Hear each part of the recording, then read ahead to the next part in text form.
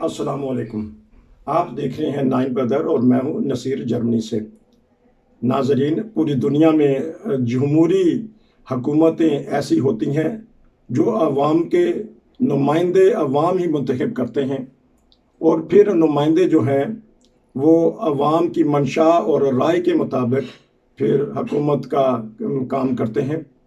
आज हम बात करेंगे सिर्फ जर्मनी के तर्ज हुकूमत की कि यहाँ कैसा तर्ज हुकूमत है और यहाँ की हुकूमतें क्या करती हैं और अवाम की फलाह और बहबूद के लिए क्या क्या कदम उठाती हैं। और हमारे साथ हैं आज सीनियर सहाफ़ी इरफान खान साहब, जो अरसा 50 साल से यहाँ जर्मनी में मुकीम है। वो यहाँ की सियासत को खूब जानते हैं और उनसे पता करेंगे यहाँ का तर्ज हुकूमत और फिर उसके बाद जो पार्टी सिस्टम है ये वो बताएंगे, ताकि हमारे जो यूरोप में और ख़ास तौर पे जर्मनी में रहने वाले पाकिस्तानी हैं या पूरी दुनिया में जहाँ उर्दू ज़बान समझी जाती है और या जमहूरियत है, उनको बताएंगे कि ये जर्मनी में क्या तर्ज हुकूमत है। जी अस्सलाम वालेकुम। जी वालेकुम सलाम। हाँ जी, एक ऐसा सवाल है जो हमारे जहनों में अक्सर रहता है कि ये जर्मनी की हुकूमत में इलेक्शन होते हैं लेकिन हम हंगामा या गलियों में या बाज़ारों में कोई ऐसी चीज़ देखते नहीं। इंतखाबात आने वाले हैं, सिर्फ एक बंदे की तस्वीर लगी हुई है, वो भी कभी कभी नज़र आ जाती है। जी बताइएगा, ये क्या सिस्टम है यहाँ का, जर्मनी का सियासत का और हुकूमत का? देखिए, जर्मनी में भी पार्लिमानी तर्ज हुकूमत है और इन्होंने इसमें बाद ऐसी तब्दीलियां की हुई हैं जो इनको सूट करती हैं, जिसमें ज्यादा से ज्यादा अवाम को जो है नुमाइंदगी दी जाती है। और एक तो ये है कि जर्मनी के अंदर इंतखाबात की तारीखें मुकर्रर है। अगर हर 4 साल के बाद होने हैं तो उसकी तारीख आपको पता है, इस तारीख को अगले 4 साल के बाद इंतखाबात होने हैं। यही सूबाई असम्बलियों का हाल है और यही जो आपके बल्दियाती इंतखाब इसको मिलते हैं, इसमें लॉर्ड मेयर वाला चुने जाते हैं, उनकी भी डेटें सबको पता है कि भाई अगला इलेक्शन हमारा कब होना है। एक तो इनकी ये बहुत निज़ाम में बहुत बड़ी खूबी है कि इन्होंने कोई भी इसमें रुकावट नहीं पड़ती और इन्होंने ये डेटें अनाउंस की हुई है। दूसरा ये है कि जर्मनी के अंदर पार्लिमानी जो पार्लियामेंट मुंतखब की जाती है उसके दो तरीक हैं।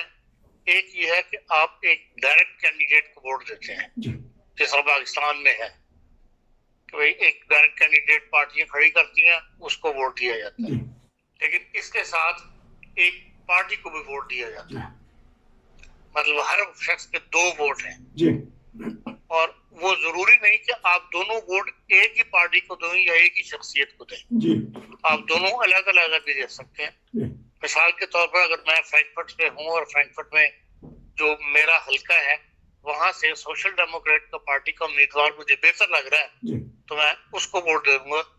और पार्टी मुझे अगर सोशल डेमोक्रेटिक अच्छी लगती है, क्रिश्चियन डेमोक्रेटिक अच्छे लगते हैं, सेडू वाले, तो मैं एक वोट सेडू को दे दूंगा और जो कैंडिडेट का वोट है वो मैं इनको दे दूंगा। ये सारे वोटों की कैलकुलेशन होने के बाद फिर वोट तकसीम होते हैं कि हाँ भाई किस पार्टी ने कितने % वोट दिए। उस हिसाब से आपको उस पार्टी के नुमाइंदे जो है वो नेशनल असेंबली में या सूबाई असेंबली में पहुंच जाते हैं।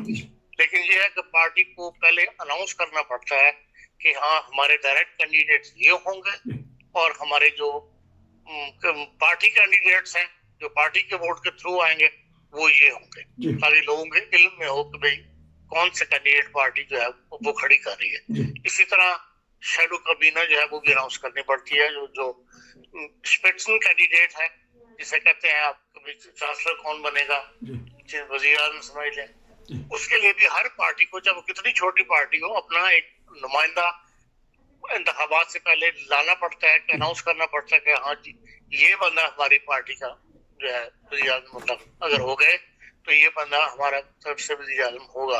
हालांकि सबको पता है कि उसने मुंतखब नहीं होना होगा, एक छोटी पार्टी है, लेकिन ये सिस्टम की बात है। तो इस लिहाज से जो है वो फिर बाद में जो वोट तकसीम होते हैं और आमतौर पे कोई भी पार्टी जो है वो बड़ी अक्सरियत हासिल नहीं कर सकती। सारी पार्टियां जो है वो 30% से नीचे रहती हैं। इसलिए जर्मनी में हमेशा जब से हम देख रहे हैं इत्तेहादी हुकूमत बनती है, किसी न किसी को 2 पार्टियों को 3 पार्टियों को साथ मिला के तो फिर हुकूमत बनानी पड़ती है। उसके लिए फिर बाहर तो शहीद होती है, फिर अपना अपना मौक़िफ़ सामने रखते हैं और जो कुछ इंतखाबात में वादे किए हुए होते हैं ان کو سامنے رکھ کے ایک لائحہ بنایا جاتا کہ ہاں جی ہم یہ کر سکتے ہیں، یہ نہیں کر سکتے. اگر ایک پارٹی نے یہ کہا ہے کہ جی میں اگر اس پر سے دار آ گئی تو میں جو بچوں کے لیے امداد ملتی ہے ماہانہ وہ میں 200 کے بجائے 300 کر دوں گی اور وہ الیکشن نہیں جیت سکتی. پھر وہ جب کسی اتحادی بنتی ہے کسی پارٹی کی تو پھر ظاہر ہے اس کو 300 والی بات سے پیچھے ہٹنا پڑتا ہے، پھر کہیں نہ کہیں کمپرومائز کرنا پڑتا ہے. تو اس لحاظ سے یہ سسٹم جو ہے جرمنی میں رائج ہے. اور ان میں کے جو سسٹم ہے اس کی سب سے بڑی خوبی یہ ہے کہ یہ لڑائی جھگڑا نہیں ہوتا یہاں پہ. ایک تو نہ انتخابات کے دوران اور نہ ہی انتخابات کے بعد. اس کی وجہ یہ ہے کہ یہ کسی کو ملک دشمن نہیں سمجھتے ٹھیک یا کسی پہ ملک دشمن ہونے کا الزام نہیں لگا. کبھی بھی کسی بھی انتخابی مہم میں کتنا ہی آپ جوش نکال لیں، کس پارٹی کے خلاف بولیں، پارٹی کا جو انتخابی منشور ہے اس کے خلاف تو بولیں گے لیکن شخصیات پہ یہ لوگ نہیں اترتے. زبردست. اس کی وجہ یہ ہے کہ یہ تعلیم یافتہ لوگ ہیں، اس لیے یہ تو کہہ دیں گے کہ بھئی سوشل ڈیموکریٹک نے جو یہ بات رکھی ہے یہ پورا کر کے نہیں دکھا سکتے اس لیے کہ یہ وجوہات ہیں جی یہ صرف انتخابی نعرہ ہے. اس قسم کی گفتگو میں وہ اپنا غصہ نکال لیتے ہیں لیکن کبھی ایک دوسرے کی شخصیات کے اوپر ذاتی اٹیک نہیں کرتے اور کسی کو دشمن تصور نہیں کرتے. کسی سیاستدان کو، کسی سیاسی پارٹی کو یہ نہیں کہا جاتا کہ یہ فلانے کا ایجنٹ ہے، یہ فلانے کا ایجنٹ ہے. اور اس کی وجہ یہی ہے کہ بعد میں جب انتخابات کے رزلٹ آتے ہیں تو پھر کس پارٹی نے کس کے ساتھ اتحاد کر کے حکومت بنانی ہے یا اس لیے مخالف میں بیٹھنا ہے، یہ اس صورتحال میں اگر اس قسم کی باتیں کی بھی ہوں اس سے رنجش سے بڑھتی ہیں تو وہ لازمی ایسا رویہ اختیار رکھتے ہیں کہ بھئی بات جو ہے وہ بن جائے. اور یہ ضروری ہے جرمنی میں جو ہم نے دیکھا 50 سال میں کہ کچھ بھی ہو جائے حکومت بہرحال تشکیل دے دی جاتی ہے، چاہے دونوں پارٹیوں کے منشور میں کتنا بھی ڈفرنس ہو، پھر وہ اپنے ایک دوسرے کے اپنے موقف سے پیچھے ہٹ کے ایک مشترکہ جو ہے موقف اپنا لیتے ہیں اور اس کے بعد جو ہے وہ حکومت بن جاتی. جیسے کہ اس وقت چانسلر کی حکومت جو ہے وہ سوشل ڈیموکریٹ اور کرسچن ڈیموکریٹ جو ہے، حالانکہ دونوں کے جو منشور ہیں بالکل الگ الگ ہیں. اور ایک جو ہے وہ سرمایہ کی پارٹی ہے جو کرسچن ڈیموکریٹ ہے اور جو سوشل ڈیموکریٹ ہے وہ مزدوروں کی پارٹی ہے. لیکن ایسے صورتحال بن گئی تھی کہ بھئی شاید دوبارہ الیکشن کروانا پڑ جائے تو اس کی طرف وہ نہیں گئے اور آخر انہوں نے یہی کر لیا کہ بھئی آپس میں اتحاد کر کے تو حکومت بنا لی ہے. اور دوسرا جرمنی کے جمہوری سسٹم میں جو سب سے اچھی بات ہے وہ یہ ہے کیونکہ پارٹیوں کی آپس میں جو فرق ہے وہ 18-19-20 18-20 کا ہوتا ہے، کہیں 2 سیٹیں کسی کی زیادہ ہیں، 4 سیٹیں کسی کی زیادہ ہیں اور تو اس لیے قانون سازی کے اندر جو ہے وہ مشکل پیش آتی ہے. اگر ایسی صورتحال پیدا ہو جائے تو یہ چپ کر کے جو آئینی عدالت ہے اس سے مشورہ لے لیتے ہیں اور جو آئینی عدالت کہہ دے اس کے اوپر پھر سب عمل کرتے ہیں. اس میں کوئی جھگڑے والی بات نہیں ہے کہ وہ یہی سمجھتے ہیں کہ یہ غیر جانبدار ادارہ ہے، ملک کے قابل ترین لوگ جو ہیں ہم نے یہاں اپوائنٹ کیے ہوئے ہیں اور جو وہ بات کہہ دیں وہ پھر پارٹی جو ہے وہ مان جاتی ہے. اور اس معاملے میں کئی مثالیں ہیں جس میں اینجلا میرکل کو بھی پیچھے ہٹنا پڑا اور ہیلمٹ کول کو بھی کئی دفعہ پیچھے ہٹنا پڑا اور انہوں نے جو ہے وہ آئینی عدالت کی بات مان کے اور وہ ٹیم اسی طرح رائج کر دی جس طرح کے آئینی عدالت نے کہا ہوا ہے. جی آئینی عدالت سے مراد ججز بھی ہیں جس طرح ہماری سپریم کورٹ، یہی مطلب ہے تاکہ نہیں یہ آئینی عدالت ہے جو صرف اس قسم کے مقدمے سنتی ہے. یہ کالسرو میں بیٹھتے ہیں اور ان میں ضروری نہیں ہوتا کہ اس میں جو لوگ اپوائنٹ ہوں وہ پریکٹس کے جج وکیل رہے ہوئے ہوں.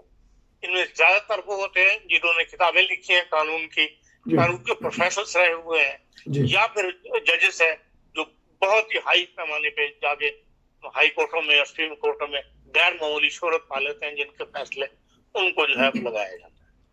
تو جس طرح آپ نے فرمایا کہ ایک دوسرے کے اوپر دشمنی کا الزام نہیں لگاتے تو بعض ملکوں میں تو غداری کا الزام لگا لیا جاتا ہے. اگر یہ خدا نخواستہ یہاں ہو جائے تو اس کے لیے کیا پھر رد عمل آئے گا؟ نہیں یہاں نہیں ہوگا. دیکھیں یہ کلچر کی بات ہے، ہمارا ایشیائی کلچر کیونکہ ووٹر ہمارا پڑھا لکھا نہیں ہے آپس میں. اگر ہم پاکستان کو دیکھ لیں تو وہاں پہ جو کینڈیڈیٹ کھڑے ہوتے ہیں چاہے گوجرا میں کھڑا ہو چاہے فیصلہ آباد میں کھڑا ہو ان کی پہلے سے آپس میں دشمنیاں چل رہی ہوتی ہیں وہ پہلے سے ایک دوسرے کا مخالف ہوتا ہے جی اور اس سیاسی مخالفت میں آ کے وہ اور زیادہ بڑھ جاتی ہے، تو پھر مار کٹائی تک یہ الزام کا اس تک بات پڑ جاتی ہے. جی یہاں بہرحال تعلیم یافتہ ماحول ہے، یہاں ایسی بات نہیں ہوتی اور نہ ہونے کا امکان ہے کہ ایک دوسرے پر اس قسم میں الزامات کیچڑ اچھالی جائے. تو ایک اور بتا دیجیے گا کہ حکومتیں جو اداروں میں دخل اندازی کرتے ہیں کہ جو ترقیاتی منصوبے ہوتے ہیں انہیں وہ روک دیتی ہیں جس طرح دوسرے ملکوں میں ہوتا ہے؟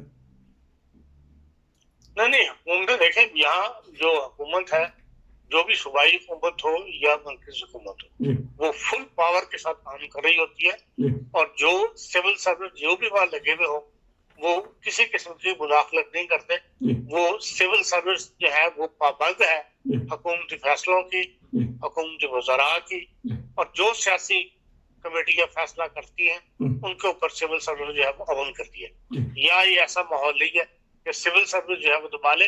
اس کی وجہ یہ ہے کہ جو سیاستدان ہیں وہ خود پڑھے لکھے لوگ ہیں جی اور ان کی جو بات جو ہے وہ تسلیم کی جاتی ہے. تو یہاں کے وزراء پہ بھی یا جو ممبران پارلیمنٹ ہیں ان کے اوپر بھی کچھ الزام لگ جاتا ہے، کسی زمانے میں یہ کہہ دیتے ہیں کہ انہوں نے یہ فلاں کا پرچہ دیکھا تھا یا نقل کی تھی، تو وہ اس پہ تو وہ استعفیٰ بھی دے دیتے ہیں. یہاں اس قسم میں الزام تو نہیں لگتے کہ وہ اس نے پرچہ دیکھا تھا. جی ہاں یہ ہو جاتا ہے کہ بھئی کسی نے کسی کو فائدہ پہنچایا ہو، جی کسی اپنے دوست کو. جی تو اب دیکھیں جرمنی کا جو چانسلر تھا ولف، جی جس نے جو پہلا آدمی تھا جس نے کہا تھا کہ اسلام جو ہے وہ جرمن سوسائٹی کا حصہ ہے، جی حالانکہ اس پہ تنقید بھی کی گئی. وہ بیچارہ اپنا پیریڈ پورا نہیں کر سکا جی صرف اس لیے کہ اس نے جو قرضہ ہے اپنے مکان کے لیے جی وہ کسی ایسی جگہ سے لے لیا تھا جہاں سے اس کو سستا پرووائڈ کیا گیا، جس میں جو انٹرسٹ ہے جی وہ اس کو کم دینا پڑا تھا. جی اور وہی بات جو ہے اس کے لیے لے کے انہوں نے کہا جی مارکیٹ سے قرضہ کیوں نہیں اٹھایا؟ جی جس بندے نے اس کے لیے قرضہ ارینج کیا ہے اسے یقیناً اس سے کوئی نہ کوئی فائدہ اٹھایا ہے. جی یہ بات اتنی بڑی کہ اس کو استعفیٰ دے، اس نے خود ہی استعفیٰ دے دیا. تو عام طور پہ جب بھی کوئی ایسی بات اٹھتی ہے تو جس کے خلاف اٹھے وہ اس لیے کہ بھئی جو انویسٹیگیشن ہونی ہے وہ غیر جانبدار ہو اور اس میں کسی قسم کا یہ نہ آئے کہ جی پریشر استعمال کیا گیا، وہ خود ہی استعفیٰ دے کے تو سائڈ پہ ہو جاتے ہیں.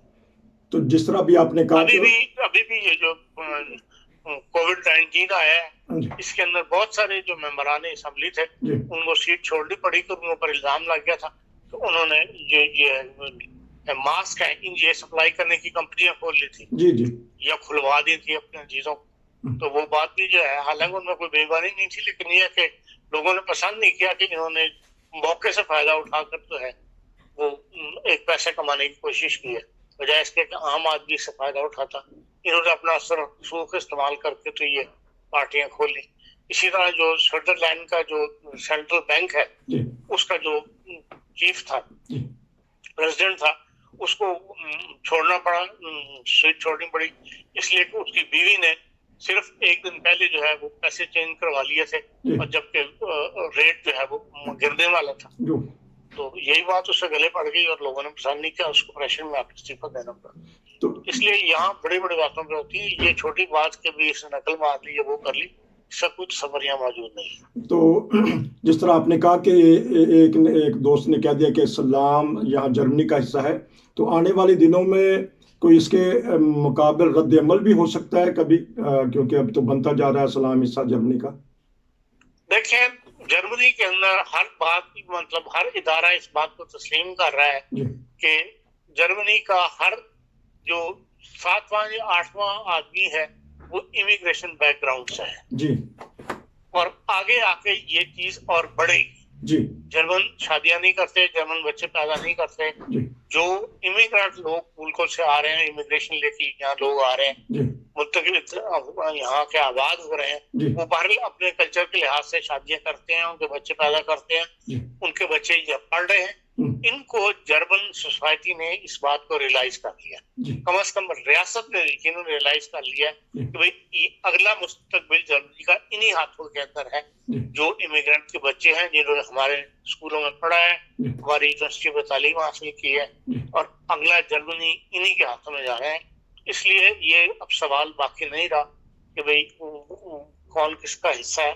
اب سب جرمن اس بات کو تسلیم کر چکے ہیں کہ بھئی آگے سوسائٹی جو ہے وہ مکس سوسائٹی جرمنی کی ہوگی.